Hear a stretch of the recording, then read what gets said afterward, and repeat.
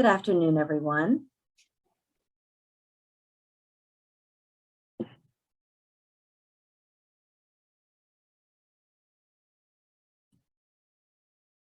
So I think it's 12 right on the dot. So we will go ahead and get started. Thank you all for joining us for lunch today. My name is Erin Stagletter, and I'm the Education Manager for the Virginia Breast Cancer Foundation. Today, we'll be hearing about the critical importance of including more Black women in breast cancer clinical trials and what researchers can and are doing in order to diversify their trials. We have two presenters today, and we'll let both of them have a chance to speak before we do questions, but please enter your questions into the Q&A at the bottom of your screen as you think of them. First, we will hear from Ricki Fairley, co-founder and CEO of Touch, the Black Breast Cancer Alliance, followed by Claudette Grant, Community Outreach and Engagement Specialist from UVA Cancer Center. Ricki Fairley is a stage 3A triple-negative breast cancer survivor and thriver, and her personal passion and mission is to bring attention and action to the eradication of Black breast cancer. Touch has a new program called Why We Trial that I'm excited for us to learn about today. And Ricki, you may begin whenever you're ready. Sure. Good afternoon, or good morning to some people, right?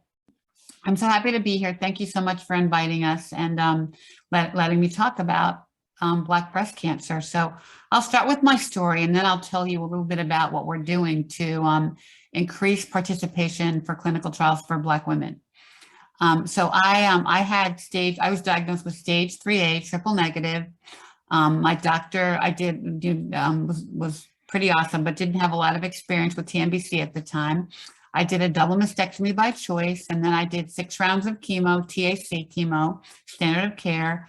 I did 6 weeks of radiation, and then almost a year to the day of my diagnosis, my cancer came back on my chest wall. And my doctor at the time she was pretty young, she had only had 2 cases of triple negative breast cancer in her career, and both of the women died after 9 months. So she said, okay, Ricki, you're now metastatic. You have 2 years to live, get your affairs in order. I don't have anything else for you. And I said, well, I can't really die right now. I have a daughter at Dartmouth. I've got to pay for her tuition. So me, you, and God, or somebody needs to work this out. What are we going to do? And so I reached out to the TNBC Foundation at the time, which was still brand new. And there were really only 3 things on Google. You're going to die, and the Triple Negative Breast Cancer Foundation. So I reached out to them and I said, I need a doctor that knows something about triple negative. I lived in Atlanta at the time.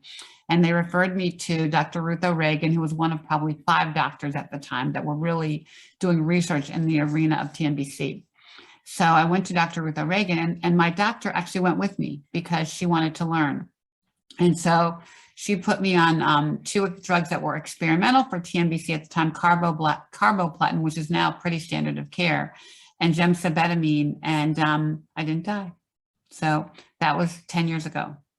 So I'm here 10 years later. I know that God left me here to do this work. It is my purpose, my passion, and I work for my 3 baby granddaughters. They are 4.5, 2.5, and 1. And I don't want them to speak the words breast cancer in their lifetime. And I'll tell you a story about Belle as I talk a little more. But anyway, so I've been an advocate ever since I was sick. I've been on the board of the TNBC Foundation since I got better. And as you start to look at the numbers, and I guess right before COVID, I went to SABCS for the first time, San Antonio Breast Cancer Conference, and started talking to a lot of the pharma companies about the data for Black women. And I'm a marketing person by trade. I'm not a doctor or a scientist, but I put together a PowerPoint that kind of put all the facts in one place. And what I learned was that nobody really had looked at the numbers. That guess what? Black women have a 41% higher mortality rate. That Black women like me, survivors, have a 71% higher relative risk of death. That Black women have a 39% higher recurrence rate than white women. And the horrible one, they're all bad, but the Black women under the age of 35 get breast cancer at twice the rate and die at 3 times the rate of white women, well before they would have their first mammogram at age 40. And when I painted this picture of breast, and there are many more stats that are just as bad, but when I painted this picture, I found that the pharmaceutical companies were like, wow, how is this happening? Well, you guys make these drugs. Like, how come you don't know this? How come nobody looking at this? And so I sort of started talking the notion of Black breast cancer because it's different. We're different. And now there's beginning to be a growing body of data that validates that a Black breast cancer cell looks different from a white breast cancer cell. From a molecular basis, it's biological, it's genetic, and all this research is now happening, thank God, to say, yes, we need different treatments. And we earlier this year, we went back and looked at, okay, how many Black women were in the clinical trials for the standard of care drugs, like TAC, like adriamycin, the Red Devil, all these drugs. We couldn't find any. We couldn't find it. And a lot of this research was done, 20 and 30 years ago. Well, guess what? These drugs were never tested on Black bodies. And so they're not working. They're not working. So think about it. For every 100 white women who die of breast cancer, 141 Black women die. So what's wrong with this picture? The drugs aren't working for us. And so then we looked at, okay, well, what's going on with clinical trials right now? It's 3% participation. That's zero. That's zero. That means that when even the drugs that are currently on the market are not being tested with Black bodies. And if the breast cancer cell is different, there's a big problem here, right? So we started talking about, okay, how can we get more Black women into clinical trials, right? Because we need to do some science. We need to advance the science for our breast cancer. And so last year we did a big research study because everybody wants to blame it on, well, Black women don't participate in trials because of the social determinants of health. They don't have access to care. They're single moms. They won't show up. And we heard a lot about Black women aren't even invited into trials. So being a marketing person, I wanted to understand what the emotional barriers are to why Black women aren't participating. Like, we know all the facts and we know all the history and we know the mistrust and all that stuff, earned medical mistrust, but what's going on in their heads that making them fear research and not participate?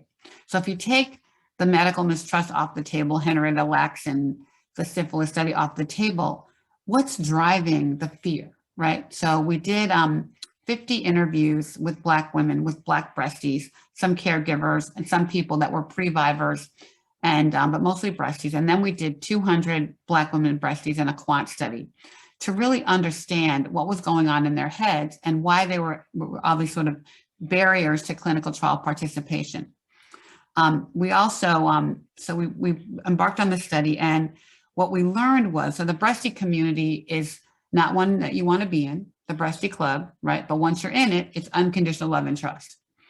And so we learned that we are the voice of trust. We don't trust the doctors, we don't trust the clinicians, we don't trust the pharma companies, but we trust us. And when we dug into these conversations with Black women, Black breasties, we heard stuff like, oh girl, don't do the clinical trial, you're gonna get the sugar pill and die. And I'm like, my head was blowing up.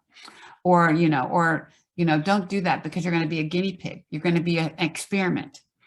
And so breasties were giving other breasties bad information because they didn't know. They didn't know better, and no one had educated them about how a trial works, what standard of care is, what the basics are. So they were the voice of trust, giving this information to other breasties and really keeping them from participating in trials. So we said, oh my goodness, we have to fix this. And so we also tested 5 different platforms of communication to see what would help them understand it better and what are the words that need to be used. So we learned that clearly the voice of the message has to come from a breastie, but what's going to turn the tide? And there were very, very simple things like understanding what standard of care is. Well, guess what? It's just a drug that you take already, that you're not going to get the sugar pill. There is no sugar pill in cancer research. And they're like, wow, really? And stuff like, that Advil you took last week? Well, guess what? It was in a clinical trial. Wow, really? Or that Tylenol you gave your baby, or that antibiotic you gave your dog was in a clinical trial. And so when you start to break it down in simple terms that they can understand, they got it. We also tested, the fact that, it doesn't have to be a last resort. It should be part of your treatment plan. Oh, really? I don't have to wait till I'm dying to do a clinical trial. You can start off with a clinical trial. And the most resonating one was really do it for your daughter. As Black women, we are these powerhouse women. We wear the purple cape, we wear the gold crown, we take care of everybody, we do everything for everybody and put ourselves last. So if you're not going to do it for yourself, do it for your daughter, do it for your granddaughter, do it for somebody that you love, that you either want to stay alive for, or you want to save them from breast cancer. And so we took all of that knowledge and we boiled it up into when we trial. And so we built this 1 week trial site really to provide basic education from breasties, from Black breasties for Black breasties. So if you go to Google right now and go to Dr. Google and Google clinical trials, you're going to get stuff said, oh, it's about you and them, or you're going to die or whatever, right? And there's nothing loving about it. It's all very scientific, and we needed to be much more basic in how we educate it. So we built that education, and we're trying to do it with a lot of video. So people, Black breasties, see Black women talking about these issues. What is standard of care? Black doctors and Black breasties. And we're going to continue to refresh the website with more and more videos. But it's basically to provide this information in a way that's easy to understand, that breaks down all the barriers, that breaks down all the mistruths, that gives the information in a very loving way with a hug. And it's from us, about us. And so we know that we're the voice of trust, and we have to leverage that. So our first outreach, we launched the movement on January 26th, and our first outreach was a pretty large digital media campaign, really focusing on breasties, because guess what? We know where to find them on the internet, because we have a choir on the internet. They're on Facebook, they're on Instagram, they're tweeting, they're on LinkedIn, and they're talking to each other. There's a lot of groups. We reached out to all those platforms. And now we just started a radio campaign last week to go reach out to young women. Because really, your family needs to understand what a clinical trial is well before you need one. And we believe that young women are going to be the voice into the family. Because, Black people don't talk about health at the kitchen table until Uncle George's leg is getting amputated, or somebody's in the hospice and something bad happens, or somebody died. So we're trying to bring these conversations to the kitchen table and Black families. And we believe young women are going to do that. We have a great HBCU internship program. And right now we have 11 interns. Last year we had 15, and we're trying to double that this year. We have 11 right now who are talking to their peers on social media, but also talking to their mamas. So Mom, what's her story? What did you go get your mammogram, Grandma? Did you get that? And so to understand and bring these conversations. So now our media outreach is on iHeartRadio to young Black women to understand and be able to bring these messages home. So we've been very, very, very blessed to get a lot of good funding from our pharma partners who are having the challenge of recruiting. And they're getting it now that they can't get Black women, and they're letting us help them. So we're trying to figure out how we can do that better and really do some mass media to get people involved in this conversation. So I'll tell you my quick bell story, and then I'll shut up. So I'm in the shower with the 2 oldest grandbabies, 4.5 and 2.5. And my grandma name is Dovey, Lovey Dovey. So Dovey, how come you don't have those things on your boobs that baby heart sucks on? Because her mom is nursing, her baby sister. And so we had our first real conversation in the 45-minute car ride to take them home back to their house about breast cancer. But I don't want it to go any further than that. I don't want her to ever talk about it again. I don't want her to have to worry about it. And I explained everything to her. We had to cut those things off, and because they were making me sick. And did it bleed? Yes, it bled. Like we went through the whole thing. Whether surgery, I had to go to the hospital, everything. But that's as far as I wanted to go. I don't want her to have to worry about this. And so I fight like a girl every day to get this work done. And we're going to start to expand by doing a series of events. We're going to 10 cities over the next few months, and basically partnering with local organizations in those cities to get this word out to where Black women live, work, play, and pray. I used to work at Coke, and our mantra was, we want Coke to be within arm's reach of the consumer. So what is that? In your refrigerator, at the drugstore, at the convenience store, at the gas station, everywhere, right?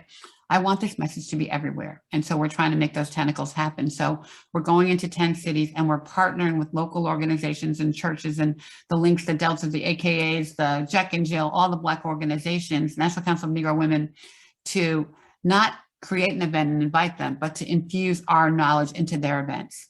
And so anyone who wants to talk about that with us, email me. I'm happy to talk about that and do an event in your city. We're going to go to Essence Fest this summer and reach out to the 500,000 Black women that are there.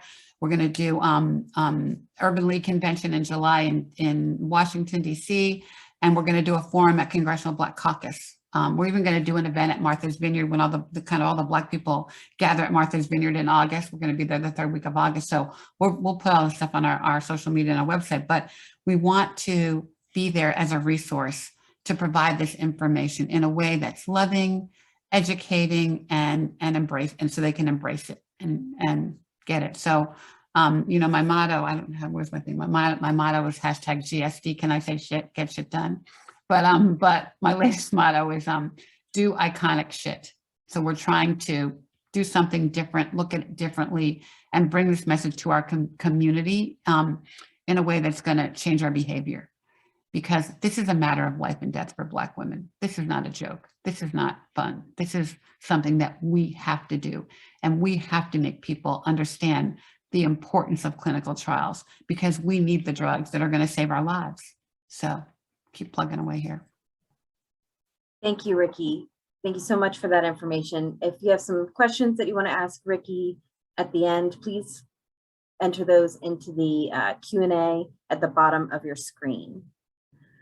And now we'll hear from Claudette Grant. She's a health equity outreach specialist who specializes in working with communities of color, academic community relations, research, clinical trials, and health equity at UVA Cancer Center. Claudette, can you please tell us what UVA is doing in this space? I just realized I'm muted. Yes, I'll be glad to. Ricki, thank you so much. That was such a fantastic message that you've sent. I am going to get us to share my screen.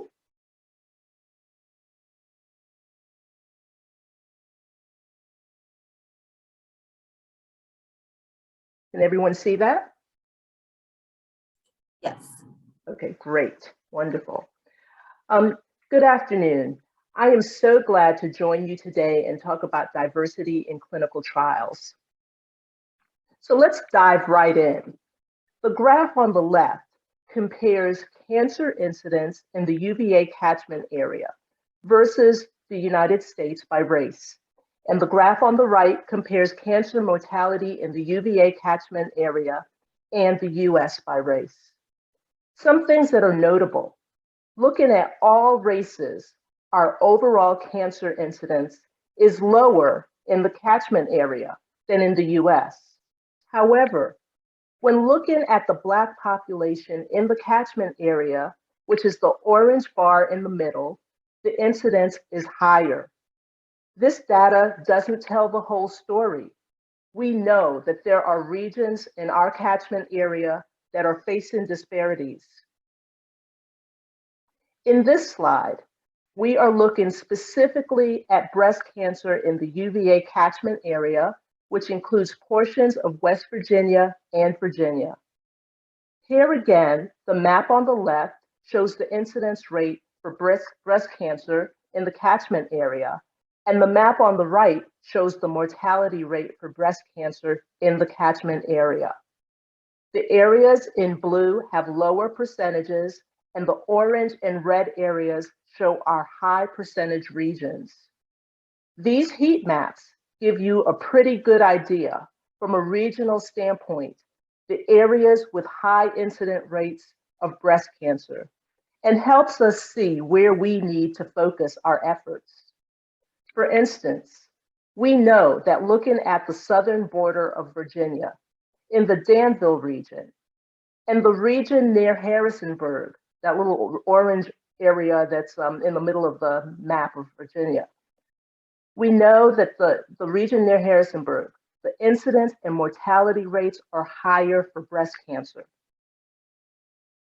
Looking a little deeper at the UVA catchment area, this table compares accrual for studies in clinical trials over a 5-year period.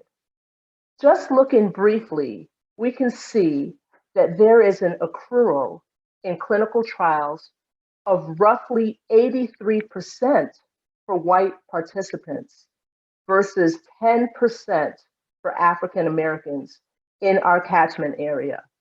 That is a wide disparity. I want you to just take that information and think about it for a moment.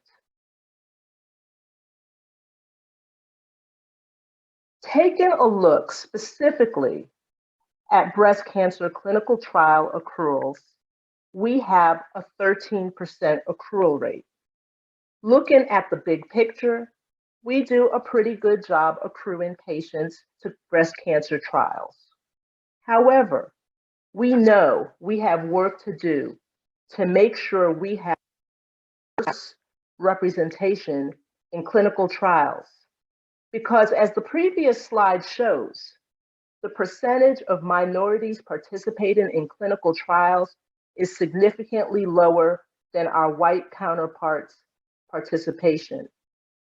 And we know from looking at the map of our catchment area that there are pockets where the incidence and mortality rate for breast cancer is high.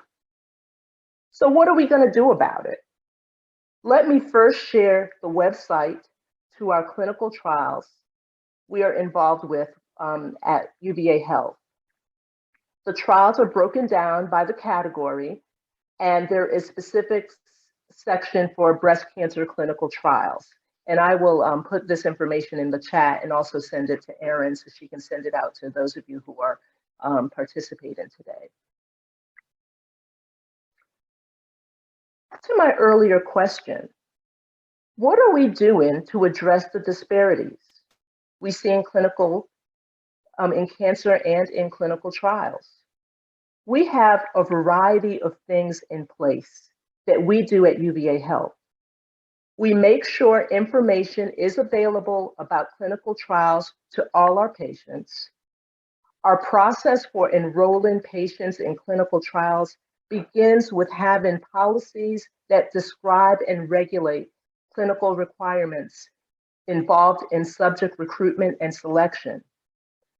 This applies to all protocols that are conducted under the direction of a University of Virginia Cancer Center investigator. Robust screening practices are essential in offering clinical trial options to patients. In our process, we delineate the responsibilities of the physician, the clinical research coordinator, which includes all levels from the trainee to senior, and the clinical trials navigator. So let's start with the physician. The physician screens patients for trial eligibility, working with clinical research staff.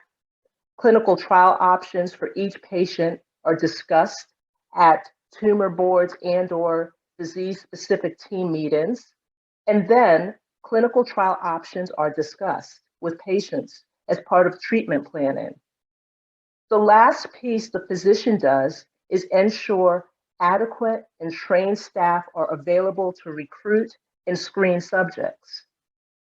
Often, the clinical research coordinator, or the CRC, is one of the main contacts with a patient. The CRCs are responsible for coordinating many of the details relating to a patient's participation in a clinical trial. We also have a clinical trials navigator whose primary responsibility is to provide generic information about clinical trials to patients in clinic. The navigators are liaisons with physicians to make them aware of specific trials available at the UVA Cancer Center. They also identify and troubleshoot barriers to the recruitment to the clinical trials. So I'm going to spend a few minutes talking about the role of the clinical trials navigator at UVA Health, because I recognize that not every healthcare system has a clinical trials navigator. The clinical trials navigator helps patients participating in clinical trials. A few years ago, we had one person who was a clinical oncologist. She was the clinical trials navigator, and she worked with the community outreach staff.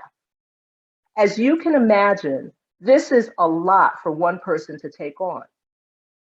So when she retired, the position was split into two jobs. We now have a navigator and a community outreach staff. I serve as the community outreach staff, and my colleague, Ralph Watson, is the navigator. We work closely together so that we know what the needs are on the clinical trial study side. And we also share resources and community outreach and engagement information. I think the work Ralph does is so important. And while he helps everyone who comes in and needs assistance with clinical trials, seek out the underserved and minorities who we know may be in need of additional assistance. Quite often, he makes sure patients are registered so that documentation is appropriately recorded. In some cases, a trial may have some monetary compensation attached for participants, and Ralph makes sure the patient is receiving their compensation when that is part of the trial. He provides gas cards for patients who have to travel from long distances to get treatment. And this is extremely key these days with high cost of gas. He connects patients with lodging information and in some cases, financial assistance, because we know for some patients, being able to have affordable lodging close to the hospital is key. If you have an early morning appointment and you live 3 to 4 hours away, it might be more convenient to stay somewhere close by the night before. I like to think of Ralph as the boots on the ground. He is talking with patients and visiting with them as they wait for treatment. He is able to learn what their needs are and find out if there are any barriers stopping them from continuing in a clinical trial. By talking with patients, he figures out what types of resources might be helpful. He collaboratively works with our social service team to share resources for services, providing anything from mental health, food, transportation, and insurance guidance. For instance, he provides vouchers for the cafeteria in case the patient or their caregiver needs a meal. In Charlottesville, we have a relatively new off-site breast care center. And Ralph collaborates with some of the local restaurants in the area to get gift cards for meals that he is able to provide to patients and caregivers who use the off-site facility. As many of you know, patients often have to make difficult choices in order to participate in a clinical trial. Maybe a choice has to be made between paying a bill versus traveling to Charlottesville for an infusion. Employment loss or switching from full-time to part-time employment are examples of some of the sacrifices that cancer patients have to make. We don't have all the answers, but we do what we can to lessen the burden on a patient participating in a clinical trial. The navigation is very visible in the Cancer Center because we know that participating in a clinical trial is not always easy. And having a navigator who is an advocate and can provide linkages to helpful resources is going to help people feel more comfortable participating in a clinical trial.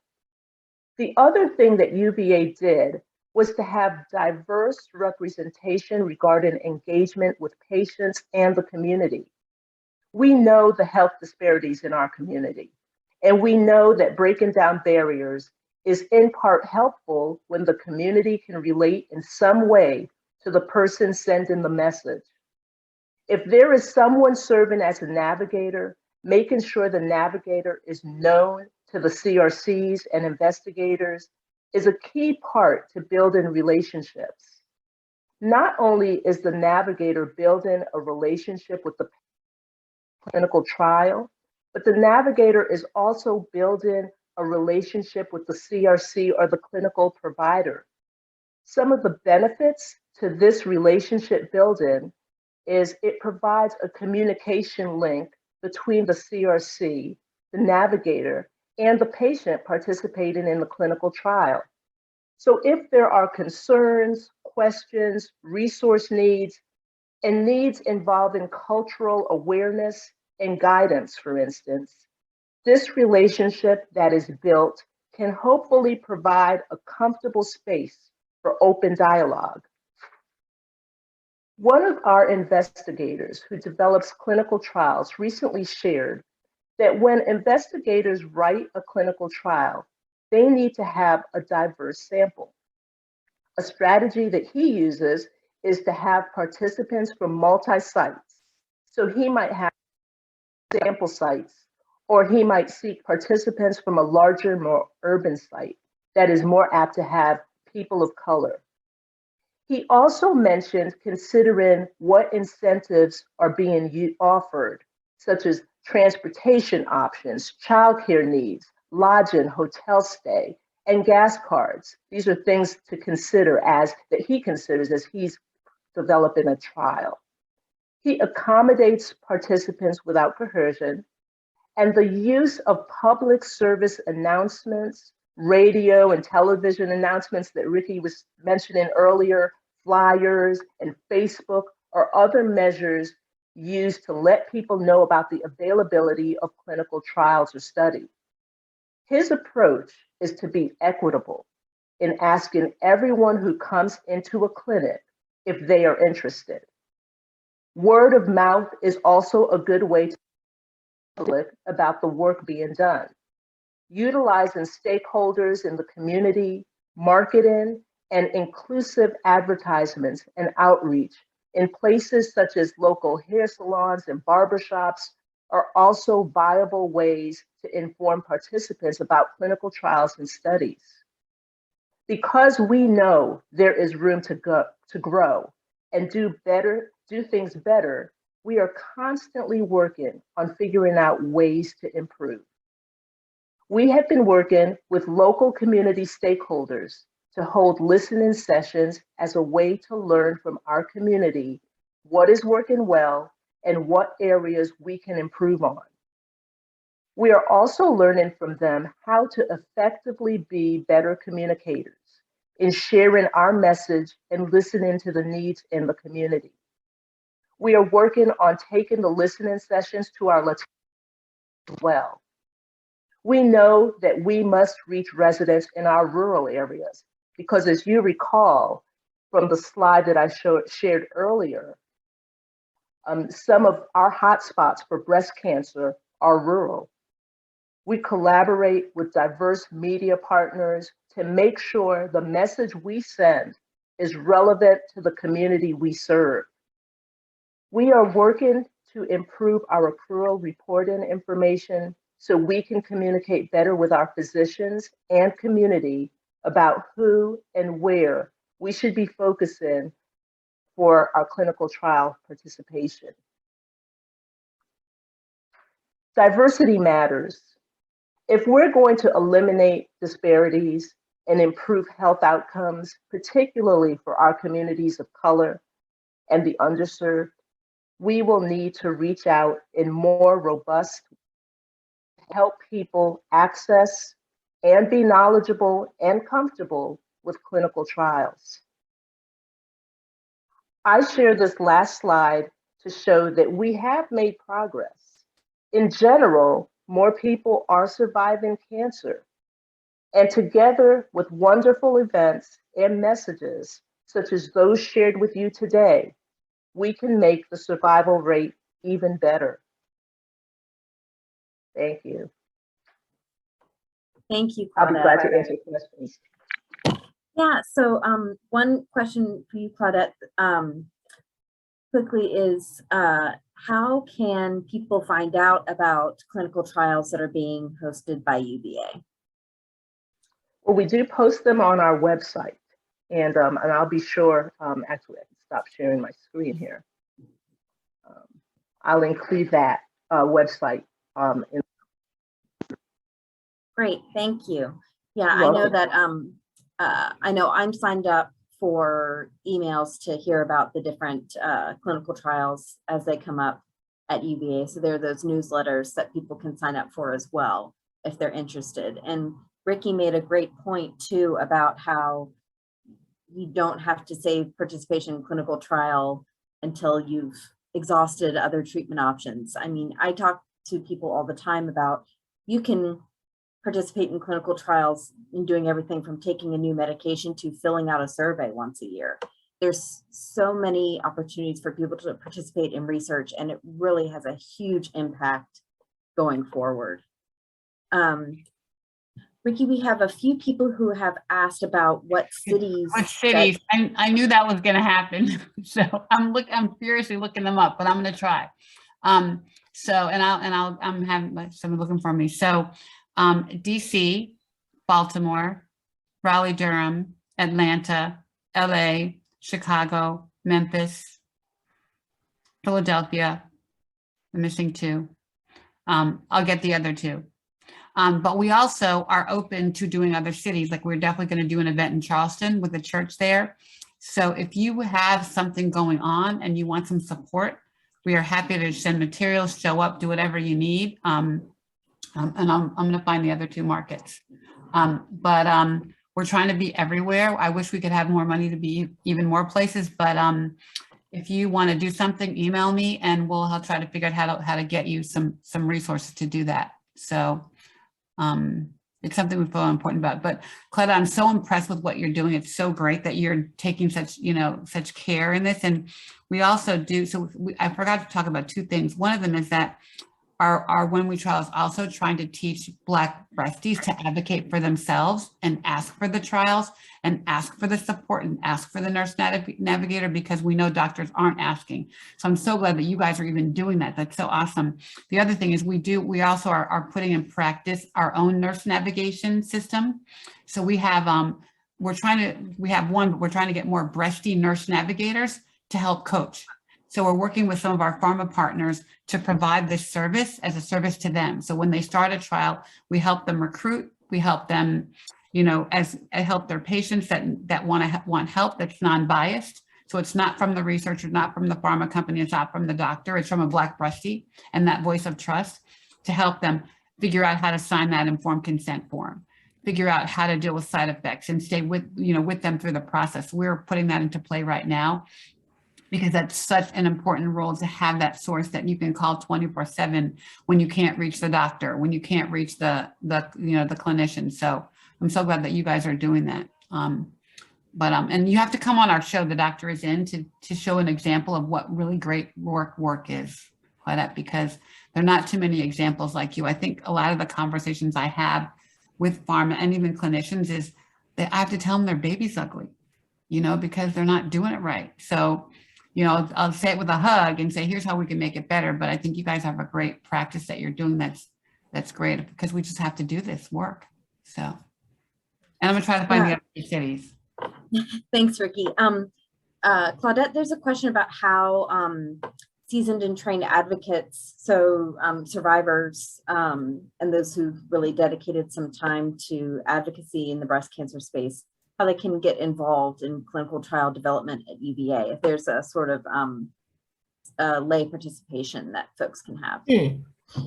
Well, that's a great question. I don't know that we have a lay participation, but that's a good one. That's something that I'll have to bring back and see what we can do. I know that with the research program that is housed with the Department of Defense, they do have when they review their grant applications for the research projects, they do have survivors on that advisory board who can help to lend their own expertise about whether or not a project is worth funding. And that's a program that VBCF has supported for years. And, the more survivors that we can have participating in these trials and in deciding how impactful a potential drug or program might be, I think the better, because who has more experience than people who have lived it. One thing I want to share that, part of what VBCF does is we do educate on clinical trials. And one thing that I like to point out in my presentations is that there wasn't even really a huge push to include women of childbearing age in any clinical trials until the 1990s. So for decades and decades, women were taking medications that weren't tested on anyone who's like them. And that extends exponentially to people of color. So we really are advocating for anything that we can do to make it easier for people to participate in clinical trials. And I know one thing that wasn't really touched on much here, but was diversifying the medical system, diversifying the oncologists. And we know that folks are more likely to trust and have open conversations with people who look like them, who remind them of their family members.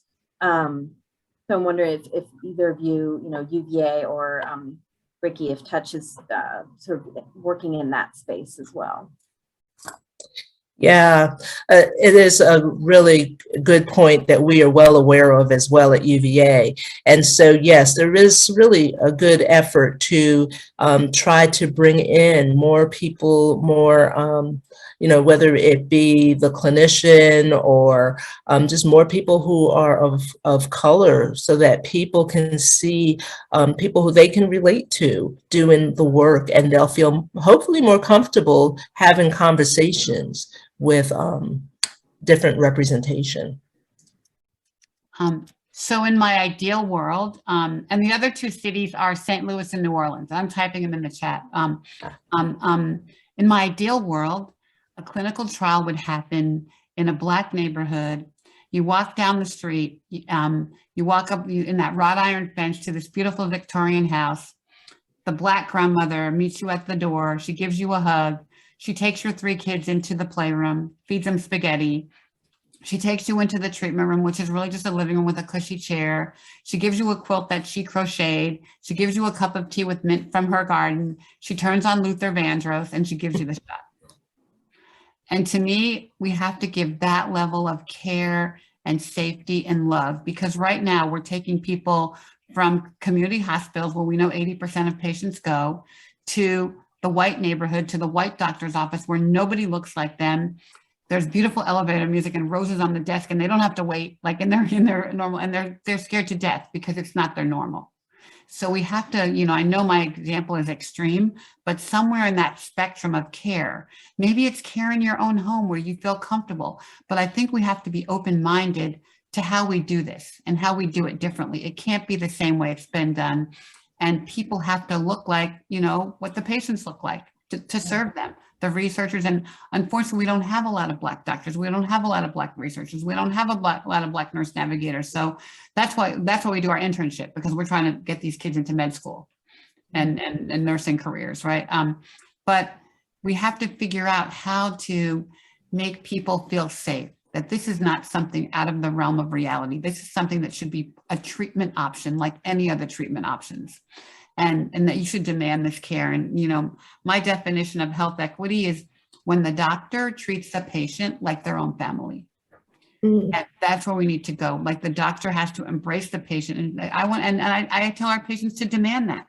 What would you offer to your mom? What would you offer to your daughter or your auntie or your grandma or your daughter?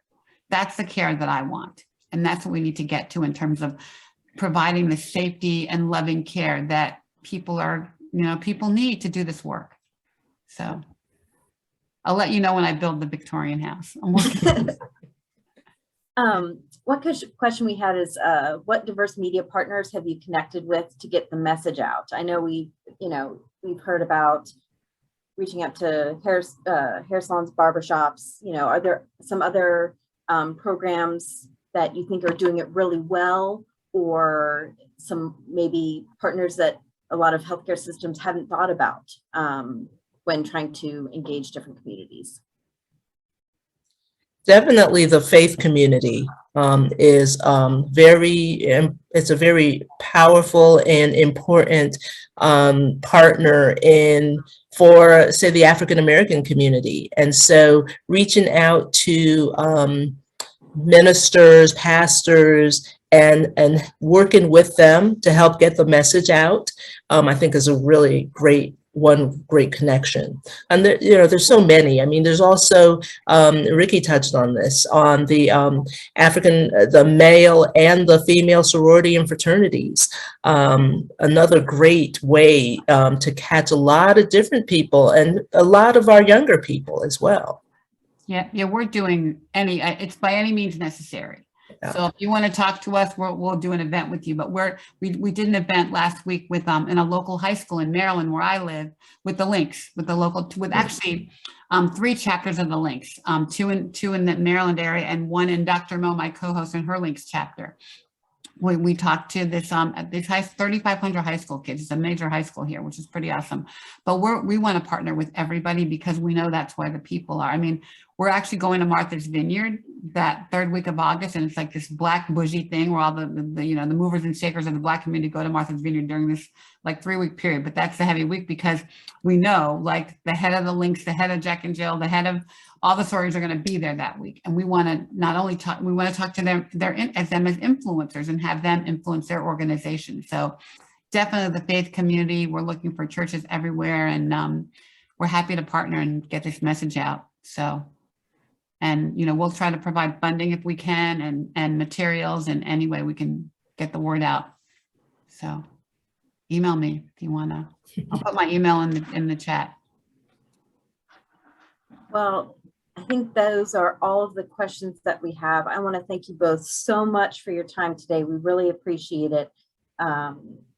We're just going to get better treatments for everyone if we have everyone participate in clinical trials. So I really appreciate the work that you're doing and your time today, and we'll definitely be in touch for future events, I'm sure. Right, with that, thank you all for joining us. If you missed any part of this webinar, we will be posting it on our website, vbcf/webinars, sometime in the near future, so you can catch up and show your friends. All right, thanks. Have a good day. Thanks for having me. Thanks for having us. Thanks for talking. Thank you. Thank you. Be blessed, everyone.